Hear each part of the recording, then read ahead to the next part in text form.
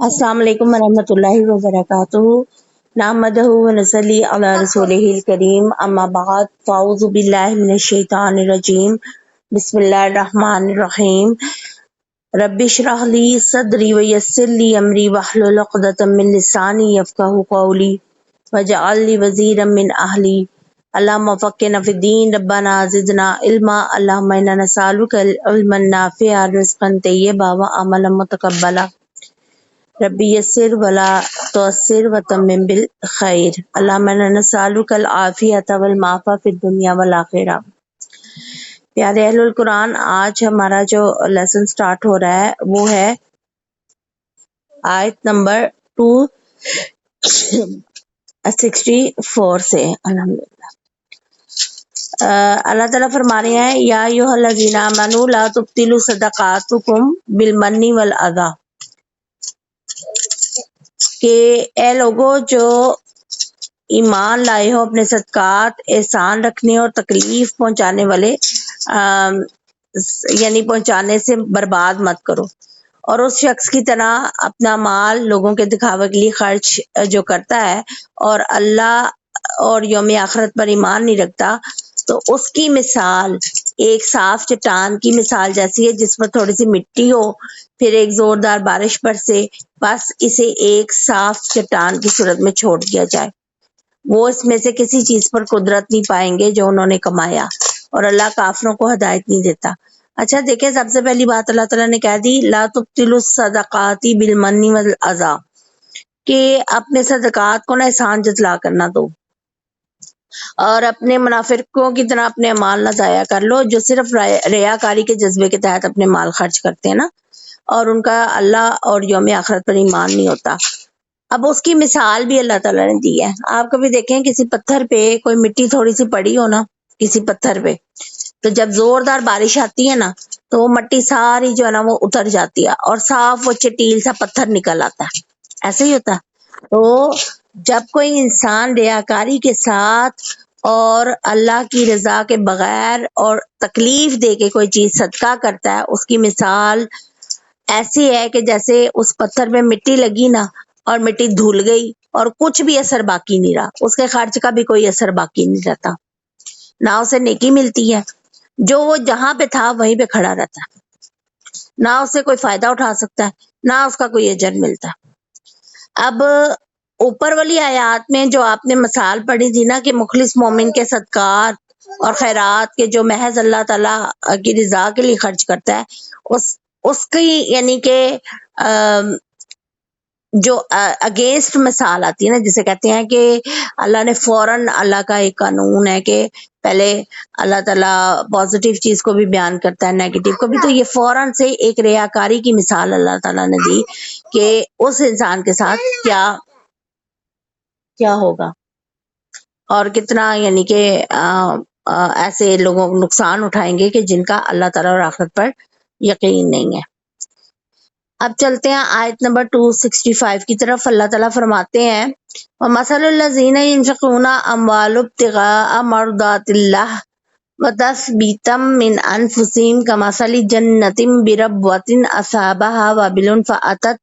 उकुलुहा दैफैनी फइल्लम युस्बिहा वबिलुन फतल वल्लाहु बिमा तामलून बसीर। अब उन लोगों की मिसाल जो अल्लाह ताला की रजा चाहते हैं और अपने दिलों को साबित रखते हैं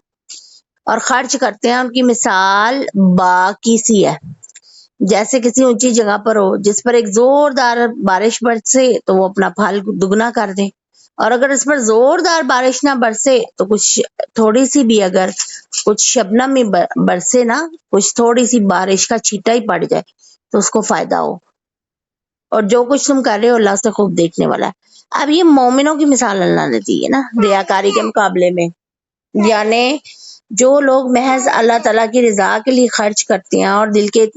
को इस इत्मीनान के साथ खर्च करते हैं कि अल्लाह ताला उन्हें इसका वाफिर अजर देगा, तो फिर अल्लाह ताला उनका अमल जाया नहीं करता,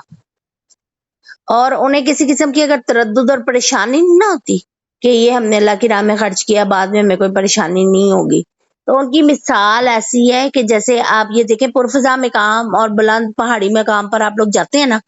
تو وہاں پہ دیکھتے ہیں نا کتنا سبزہ ہوتا ہے، کتنے پھلدار درخت ہوتے ہیں. وہاں پہ اگر ذرا سی بھی بارش ہوتی ہے اس سے بھی فائدہ ہو جاتا ہے، اور اگر زیادہ بارش ہوتی ہے تو اس سے بھی پھل دگنا آتا ہے، دگنا پھل ہو جاتا ہے.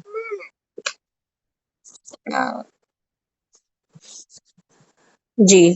تو اعوذ باللہ من الشیطان الرجیم، بسم اللہ الرحمن الرحیم. پھر اس کے بعد اللہ تعالیٰ فرماتے ہیں اگلی آیت میں کہ کیا تم میں سے کوئی پسند کرتا ہے کہ اس کا کھجوروں اور انگور کا باغ ہو جس کے نیچے نہریں بہتی ہوں اور اس کے لیے ہر قسم کے کچھ نہ کچھ پھل ہوں، اور اسے بڑھاپا آ جائے اور اس کے کمزور بچے ہوں، پھر اسے ایک بگولا یعنی آگ کا بگولا پکڑ لے اور وہ جل جائے. اس طرح اللہ تعالیٰ تمہارے لیے کھول کر آیات بیان کرتا ہے تاکہ تم سوچو. اب یہ کیا ہے کہ یعنی اللہ معاف کرے کہ یہ بھی دیکھیں اللہ تعالیٰ نے ایک ایسی مثال دی ہے، اس کو سمجھتے ہیں ذرا. یعنی بڑھاپے میں باغ چلنے پر نہ تو انسان میں خود طاقت اتنی ہوتی ہے کہ وہ دوبارہ سے باغ لگا سکے، اور نہ اس کی اولاد اگر چھوٹی ہو تو اس کی وہ بھی اتنی قابل نہیں ہوتی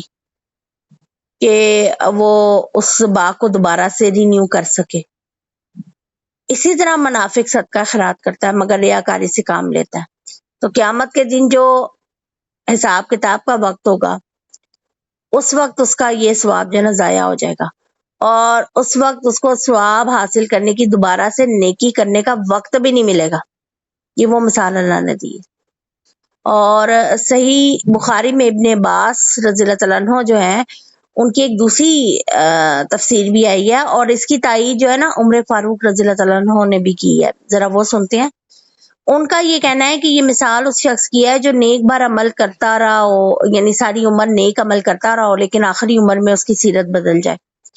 اور وہ نیک عمل کی بجائے برے عمل کرنے لگتا ہے. اس طرح وہ اپنی پہلی نیکیاں بھی برباد کر لیتا ہے، اور قیامت کے دن جو وقت بہت تنگی کا ہوگا وہ نیکیاں اس کے کام نہیں آئیں گی جو اس نے کی ہوں گی، اور اس نازک وقت میں اس کا عمل اسے خیانت کر جائے گا. اور رسول اللہ صلی اللہ علیہ وسلم نے فرمایا ہے بندہ لوگوں کی نگاہ میں جنتیوں کے سے عمل کرتا ہے حالانکہ وہ دوزخی ہوتا ہے، اور بعض دفعہ بندہ لوگوں کی نگاہ میں دوزخیوں والے عمل کر رہا ہوتا ہے حالانکہ وہ جنتی ہوتا ہے. اور اعمال کا دار و مدار تو آخری وقت کے اعمال پر ہے. سمجھ گئے؟ یعنی یہاں پر ایک بہت بڑا سبق جو ہے نا جو میں نے قرآن سے سیکھا میں چاہوں گی کہ آپ بھی اس سے مستفید ہوں.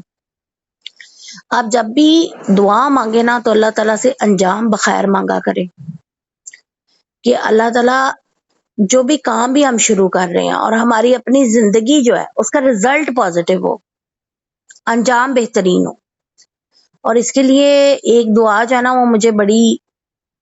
یعنی میرے دل کو کلک کرتی ہے، وہ میرے اپنے جذبات ہیں، اپنی ہی دل کی آواز ہے جو میں چاہتی ہوں آپ بھی سنیں.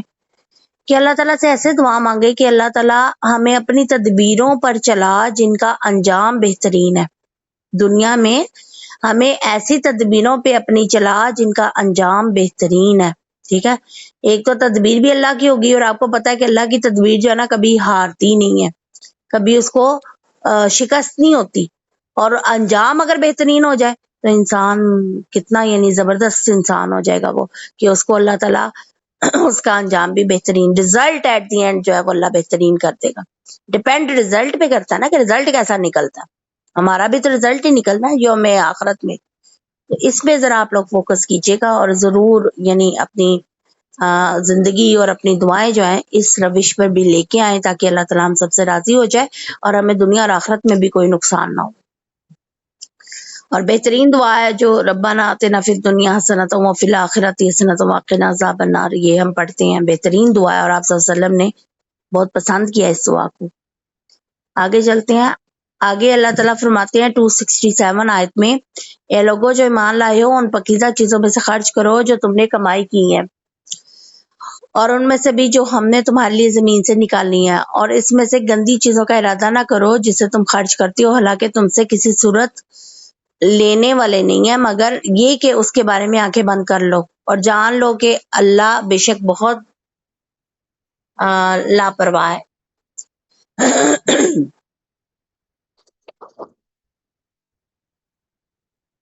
یعنی ٹھہریں، یہ پچھلی آیت ہے میرا، ہاں جی اللہ تعالیٰ یہاں پر جو ایک بات ہمیں سمجھا رہے ہیں نا، وہ یہ ہے کہ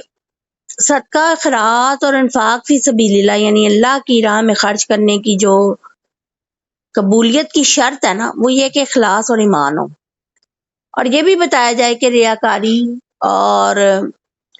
احسان جتلانے اور تکلیف دینے سے صدقہ ضائع ہو جاتا ہے، اور پھر مثالوں سے وضاحت کر کے اللہ تعالیٰ نے سمجھا دیا۔ اب اس آیت میں بھی قبولیت صدقہ کے لیے ایک شرط بیان کی جا رہی ہے کہ صدقہ میں دی جانے والی جو چیز ہے نا، جو ہم صدقہ خیرات کرتے ہیں، لوگوں کو صدقہ دیتے ہیں، صدقہ کا میننگ ہوتا ہے نیکی کرنا، اور بعض دفعہ یہ ہم صدقہ اس نیت سے بھی دیتے ہیں کہ اللہ تعالیٰ کی ناراضگی ختم ہو ہماری، جیسے آپ صلی اللہ علیہ وسلم نے فرمایا کہ اپنے بیماروں کا علاج صدقے سے کرو، تو اس صورت میں بھی چیز کا عمدہ اور طیب ہونا ضروری ہے۔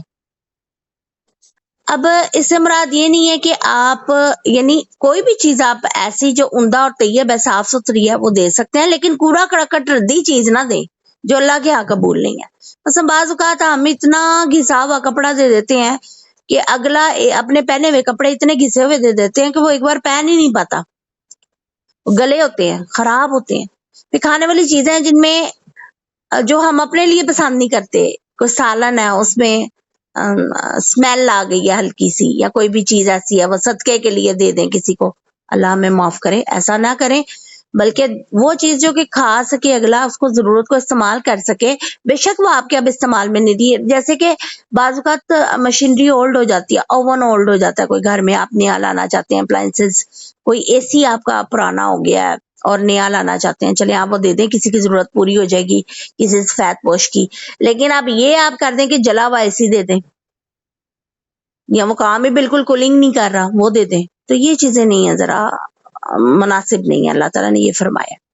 اور پھر وہ حلال چیز ہو، یعنی حلال سے کمائی گئی وہ چیزیں ہوں، یا حلال وہ چیز ہو جو آپ دے رہے ہیں صدقے میں۔ پھر برا بن عازب فرماتے ہیں کہ یہ آیت ہم انصار کے بارے میں اتری ہے، ہم کھجوروں والے تھے، تو ہر آدمی اپنے درختوں میں سے زیادہ یا کم درختوں کے مطابق کھجوریں لے آتا تھا، یعنی اس وقت تو کھانا پینا ہی کھجور تھا نا، تو کوئی آدمی ایک خوشہ اور کوئی دو خوشے لا کر مسجد میں لٹکا دیتا تھا، تو اہل صفا کے پاس کچھ نہ کچھ کھانے کے لیے نہیں ہوتا تھا نا، جب تو ان کو بھوک لگتی تھی وہ خوشے کے پاس آ کر اپنے عصا سے ضرب لگاتے اور نیم پختہ اور پختہ کھجوریں نیچے گرتی ہیں وہ اس کو کھا لیتے۔ تو یہ چیزیں جو ہے نا ایسا ہوا کہ لوگ جو تھے نا جن میں نیکی کی رغبت نہیں تھی، وہ بہت ہی نکمے کیڑا لگا اور ردی خوشے لے آتے تھے، جو ایسے ٹوٹے بھی ہوتے تھے اور کھائے بھی ہوتے تھے، جسے کہہ سکتے ہیں سنڈی سسری لگی ہوئی، وہ لٹکا دیتے تھے، تو اللہ تعالیٰ نے یہ آیت نازل کی۔ مطلب یہ کہ تم کسی کو بھی اگر تحفہ دیا ہے تو وہ یعنی اگر آپ نے ایسا تحفہ دیا جو اپنے لیے آپ خود پسند نہیں کرتے ہیں، آپ خود نہ لیں، تو پھر کیوں آپ لے کے جائیں دوسرے کے لیے۔ پھر برا بن اعظم کہتے ہیں کہ اس کے بعد جو ہے نا وہ عازب کہ امی ہمارے لیے پھر ہر کوئی اپنی عمدہ چیز لے کر آتا۔ اچھا، اس میں نفل صدقے کا ذکر ہے، مگر یہ حکم فرض زکوٰۃ اور نفل صدقے دونوں میں ہے، درمیانی چیز دیں آپ ضرور، ردی چیز نہ دیں، اور آپ صلی اللہ علیہ وسلم نے بھی صدقے میں ردی چیزوں کو قبول کرنے سے منع فرمایا۔ اور پھر آپ یہ دیکھیں کہ اللہ تعالیٰ نے یہاں پر یہ بات بھی ہمیں سمجھا دی ہے کہ ایسی چیز جو ہے وہ تم اپنے حق میں بھی لینے کے لیے رضامند نہیں ہوگے۔ اور پھر عمدہ مال، یعنی یہاں پہ انفقوا من طیبات ما کسبتم، یعنی اللہ کی راہ میں پاکیزہ اور حلال طریقے سے کمایا ہوا مال خرچ کرو۔ ما کسبتم ومما اخرجنا لکم من الارض، اب انسانی کمائی کے بڑے ذرائع چار ہیں، زراعت، صنعت، تجارت، ملازمت، کمائی جس طریقے سے بھی ہو، اگر وہ نصاب کو پہنچ جاتی ہے نا اور اس پر سال گزر جائے تو اس کو 2.5% یا 40واں حصہ زکوٰۃ دیتے ہیں۔ بعض لوگ کہتے ہیں مال تجارت پر زکوٰۃ نہیں ہے، لیکن ایسا نہیں ہے، زمین پر بھی آپ دیکھیں کہ فصل کا عشر جب اٹھاتے ہیں وہ لوگ تو جو 40واں حصہ ہوتا ہے نا وہ نصاب میں دیتے ہیں، ٹھیک ہے۔ اس طرح سے یعنی کہ یہ ساری تفصیل جو ہے نا وہ آتی ہے. ادھر یہ بھی ہمیں حکم آ گیا کہ ہم لوگوں نے ان چیزوں کو جو ہے وہ سمجھ کے چلنا ہے کہ آپ نے کس بیس پہ ہر چیز پر زکوٰۃ بھی لازم ہے اگر وہ زکوٰۃ کی شرح تک پہنچ گئی ہے. اب یہاں پر غنی و حمید کا لفظ اللہ نے استعمال کیا ہے تو اس سے اللہ نے کہا ہے کہ اللہ کی یہ صفت ہے کہ اللہ کو تمہارے مال کی ضرورت نہیں، وہ تو سب سے زیادہ بے پرواہ اور ہر تعریف کے لائق ہے. اب یہ دیکھیں فائدے تو سارے ہمارے ہی ہیں جو ایک دوسرے کے سے یعنی کہ ہم لوگ لیتے ہیں، مال دیتے ہیں، چاہے وہ صدقہ ہے چاہے زکوٰۃ ہے یا ایک دوسرے میں جو ہم تحفے تحائف لیتے ہیں دیتے ہیں، فائدہ ہمیں ہو رہا ہے. اللہ کو تو اس کی ضرورت نہیں ہے نا. کیا ہے کہ ہمارے ٹرمز اچھے ہو رہے ہیں، ہماری بلائیں دور ہو رہی ہیں، ہمارے آپس میں آپسی تعلقات بہترین ہو رہے ہیں، اور پھر آخرت میں بھی اس کا بہت بڑا درجہ ہو رہا ہے، ان چیزوں کا اجر مل رہا ہے. اب یہاں پر ایک آیت ہے بڑی خوبصورت 268 کہ الشیطان یعیدکم الفقر، کہ شیطان جو ہے نا تمہیں فقر کا ڈراوا دیتا ہے اور تمہیں بخل کا حکم دیتا ہے، اور اللہ تمہیں اپنی طرف سے بخشش اور فضل کا وعدہ دیتا ہے، اور اللہ وسعت والا اور سب کچھ جاننے والا ہے. یعنی اب یہ دیکھیں کہ فحش سے مراد کوئی بھی قول یا فعل جس میں بڑی قباحت ہو، مثلا جیسے زنا قوم لوط کا عمل تھا، اور بہت ہی کبھی درجے کا بخل بھی اس سے مراد ہے. اوپر آیت میں عمدہ مال خرچ کرنے کی اگر ترغیب دی گئی ہے نا تو یہاں شیطان کے وسوسے سے ہوشیار رہنے کی بھی تلقین دی جا رہی ہے. اچھا یہ دیکھ لیں کہ خرچ کی جو آپ کو حد میں نے بتائی ہے اس میں یہ بتایا کہ خود محتاج نہیں ہونا پھر خرچ کرنا، یعنی انسان اپنے آپ کو محتاج نہ کر لے، اتنا خرچ نہ کرے کہ سارا کا سارا دے دے اور پھر خود جو اپنی ضرورتوں کے لیے پریشان ہوتا رہے اور تڑپتا رہے. یہ چیز منع کی گئی ہے. اپنے آپ کو محتاجی سے بچاتے ہوئے آپ اپنی فرض زکوٰۃ بھی دیجیے، نفلی صدقات بھی دیں، ٹھیک ہے، یہ آپ نے ذہن میں رکھنا ہے. پھر اللہ تعالیٰ کہتا ہے کہ واللہ یعیدکم مغفرہ، یعنی اللہ تمہیں جو ہے وہ مغفرت کا وعدہ کرتا ہے، فضل کا وعدہ. فضل اللہ تعالیٰ کا جو ہے نا وہ نیک رزق جو خالص رزق ہے، مال و دولت ہے، اس کو فضل کہا جاتا ہے. تو اللہ اپنے فضل کا اور مغفرت کا وعدہ کرتا ہے، اور اللہ بڑا وسیع ہے، علم والا ہے. اچھا یہاں سے ایک بات یہ بھی بات ثابت ہوئی ہمیں کہ بخیل ہونا اور فحش کاموں میں پڑنا رزق کی تنگی کا سبب ہے، ٹھیک ہے، ان سے ہم نے بچنا ہے. اب رسول اللہ صلی اللہ علیہ وسلم نے فرمایا کہ ہر روز جب صبح بندے اٹھتے ہیں تو دو فرشتے نازل ہوتے ہیں، ان میں سے ایک دعا کرتا ہے اللہ خرچ کرنے والے کو اس کی جگہ اور دے، اور دوسرا بد دعا کرتا ہے کہ اللہ ہاتھ روکنے والے کو، یعنی جو کہ کنجوس ہے بخیل ہے، اس کے مال کو تلف کر دے. آپ صلی اللہ علیہ وسلم نے فرمایا صدقہ مال کو کچھ بھی کم نہیں کرتا، یعنی اس میں اضافہ ہی اضافہ ہوتا ہے انسان کے. اب اللہ تعالیٰ اگلی آیت میں فرما رہے ہیں یؤتی الحکمت من یشاء ومن یؤت الحکمت فقد اوتی خیرا کثیرا. اللہ جسے چاہتا ہے دنائی عطا کرتا ہے، اور جسے دنائی عطا کی جائے، حکمت عطا کی جائے تو بلا شبہ سے بہت زیادہ بھلائی دی جاتی ہے، اور نصیحت قبول کرتی ہیں مگر وہ لوگ جو کہ عقل مند ہیں. اصل میں حکمت سے مراد دین کا صحیح فہم، علم و فقہ میں صحیح بصیرت ہے. اور آپ صلی اللہ علیہ وسلم نے فرمایا رشک دو خوبیوں کے سوا کسی پر جائز ہی نہیں، ایک وہ جسے مال اللہ تعالیٰ نے دیا اور وہ پھر اسے دن رات راہ حق میں خرچ کرنے کی قدرت رکھتا ہے، یعنی اللہ نے اس کو توفیق دی ہے، اور ایک وہ شخص ہے جسے اللہ نے حکمت عطا فرمائی تو اس کے مطابق فیصلے کرتا ہے اور دوسروں کو بھی تعلیم دیتا ہے. اور بہترین حکمت جو ہے نا قرآن و سنت ہے. دیکھیں ان کا قرآن و سنت سے آپ نے جب اپنے مسائل اور اپنے آپ زندگی کو مینج کیا ہوگا، اپنے مسائل کو مینج کیا ہوگا، تو آپ اتنی عقل مندی کا مظاہرہ کر رہے ہیں، اتنی حکمت کا مظاہرہ کر رہے ہیں کہ نہ صرف آپ کی دنیا بلکہ آپ کی آخرت بہتر ہو رہی ہے، اور اسی کے مطابق آپ دوسروں کو بھی تعلیم دے رہے ہیں. آپ صلی اللہ علیہ وسلم نے فرمایا کہ حکمت مومن کا گمشدہ خزانہ ہے، جہاں ملے اس کو لے لو. اب یہ جو عقل ہم کہتے ہیں نا وہ ایک پنجابی میں بڑی مشہور ہے کہاوت کہ جنہ دے کاردانے انہوں دے کملے بھی سیانے، ٹھیک ہے نا. اسلام جو ہے اس پورے نظریے کو رد کرتا ہے. اللہ کہتا ہے عقل اس کے پاس ہے جس کے پاس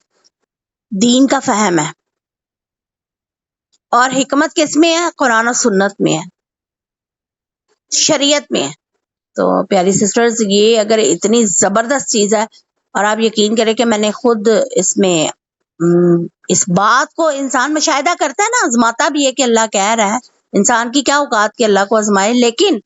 ایک تجربہ کرتا ہے نا اپنے اوپر کہ بھی آیا یہ بات ایسے صحیح اپلائی ہوتی ہے، تو میں نے اس میں بہت زیادہ فائدہ دیکھا ہے۔ اور واقعی قرآن و سنت جو ہے نا حکمت ہے، ہمیں سیکھنا چاہیے، قرآن بھی اور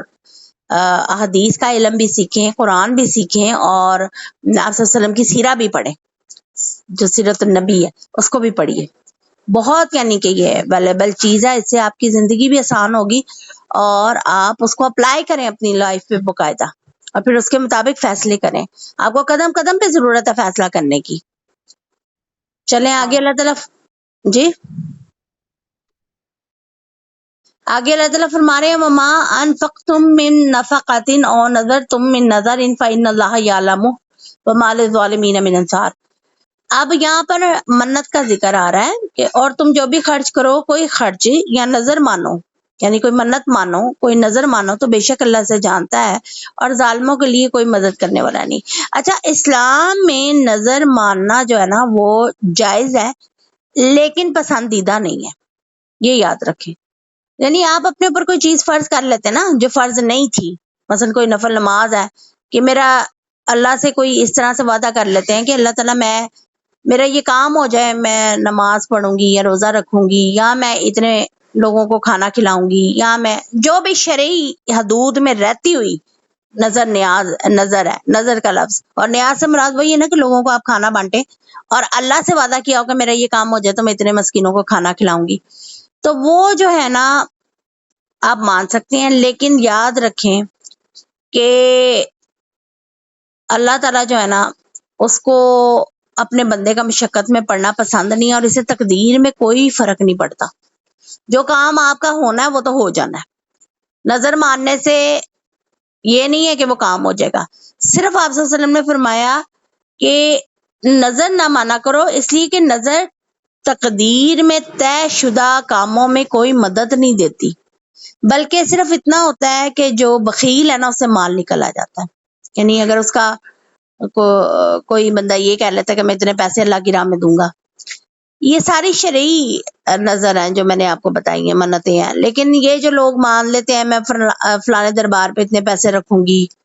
میں چادر چڑھاؤں گی، یا میں اتنا بڑا پتیلا پکا کے یا دیگے جا کے کسی مزار پہ بانٹوں گی، یہ ساری غیر شرعی ہیں اور ان کو پورا نہیں کرنا چاہیے۔ اور اگر کوئی کام ہو جائے اور نظر آپ نے مانگی ہوئی ہے تو پھر آپ پوری کریں اس کو، اگر وہ غیر شرعی ہے اور یہاں آپ پوری نہیں کر پاتے ہیں تو پھر اس کا کفارہ وہی ہے جو قسم کا ہے، وہ آپ کو دینا پڑے گا۔ جیسے یعنی آپ 10 مسکینوں کو کھانا کھلائیں گے، یا 10 مسکینوں کو لباس دیں گے، یا ایک غلام آزاد کرائیں گے، یا 3 دن مسلسل روزے رکھیں۔